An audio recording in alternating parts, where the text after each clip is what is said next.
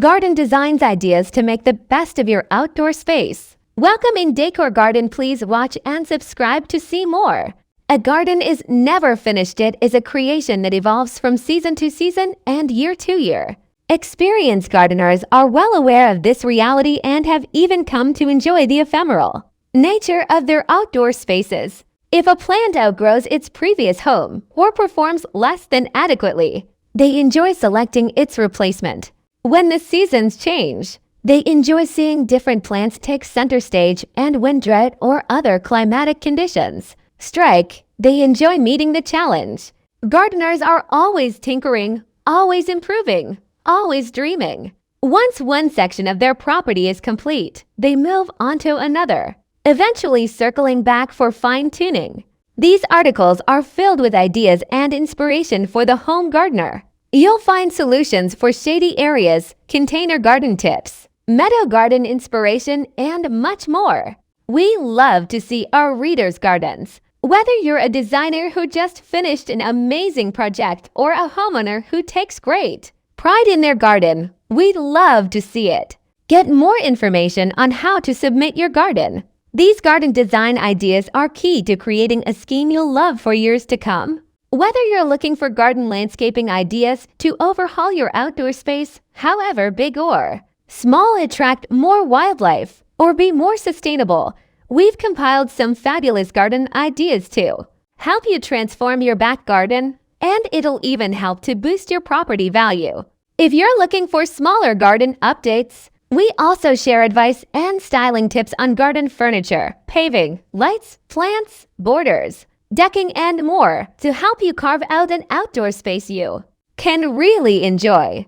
But importantly, before you proceed with any redesigns or updates, take a look at your garden as a whole, says Andrew Kite at the Chelsea Gardener. Find out as much as you can about the garden's position, direction, and outlook. Not only will this affect planting, it can dictate how you use your space. Whether it's a small garden, long and narrow garden, cottage garden, or courtyard garden, you should observe where and at what times of day different parts of the garden gets light and sun. Think about access and what you want to use your garden for: planting and growing veg, sunbathing, eating al fresco, or simply sitting down to enjoy a cup of tea on a sunny morning. Answer these questions and you'll have a clear idea of exactly how you want your garden to work for you. We hope these garden ideas will give you some inspiration. For ongoing lawn care and maintenance, Stuart Thomas, gardening expert at Online Garden Center Primrose, advises, if your lawn is looking lackluster, consider the 3 tenets of sunshine, showers, and soil aeration. Cut branches back to keep excessive shade away. Water once a week early in the morning if the UK's frequent rain isn't cutting it. For aeration, take a fork to your lawn and poke heaps of holes. Do all of these and your lawn will be verdant before you know it. And don't mow it too short. However, with a rise in natural wildlife gardens, perhaps instead of using a lawnmower, you might want to leave your grass to grow long and discover what wildflowers cultivate naturally.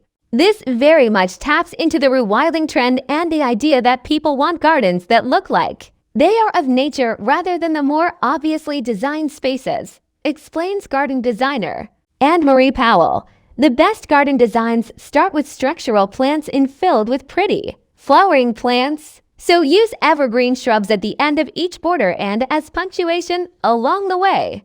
Include small shrubs such as box balls or large evergreens, for example mahonia, for bigger areas. Once you have this frame, fill the gaps with pretty flowering plants. Try to stick to just 5 or 6 different types and arrange them in repeated patterns for a coordinated and harmonious effect. 1 meter or more in depth is a perfect size for a border, giving you enough space to put smaller plants at the front with taller ones behind. Remember, narrow, low-planted beds can define seating or dining areas, as can lines of planted-up troughs. Choose evergreen scented plants, such as lavender or Mexican orange blossom. Containers offer the most flexibility though, allowing you to move them around however suits. Creeping rosemary is a great plant for edging in containers, as it trails rather than growing upright. is evergreen and covered in blue flowers in spring, says Tony Woods, managing director of garden design company Garden Club London. If you don't have room for meter-deep beds, you could place climbers at the back of the border so you can still get height in the planting. In terms of climbing plants, opt for an evergreen like clematis, which provides a beautiful and colorful display. Tony recommends star jasmine for seating areas. It's very well behaved, produces masses of white, waxy, scented flowers throughout the summer and reacts well to being cut back. So is ideal for positioning behind a seating area where you don't want plants hanging over and can enjoy the scent. When you're choosing flowering plants, try to make some of them out-of-season performers so you have some year-round color.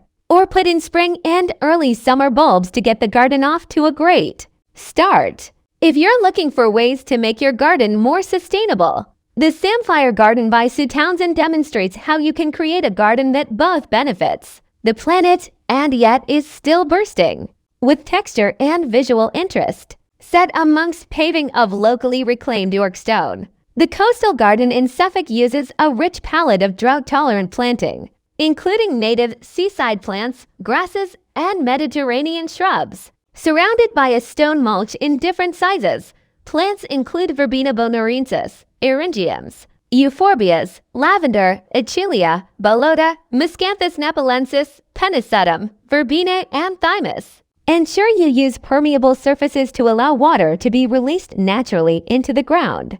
Mature trees can be a starting point for building a scheme. They block the glare of the sun and can also be used as an anchor for shade sails, hammocks, pendant lights, or hanging decorations. Trees can also screen an unattractive view or help to filter noise and air pollution if you live near a busy road. And they benefit nature significantly, providing pollen for insects and shelter for birds, and converting airborne carbon dioxide into oxygen.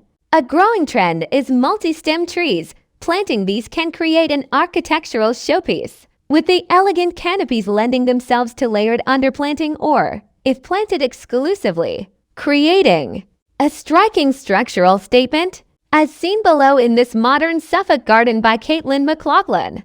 Multi-stem trees and soft planting creates a deconstructed woodland environment in a front courtyard garden. Trees are fantastic as a habitat and food source for wildlife and as a source of carbon capture.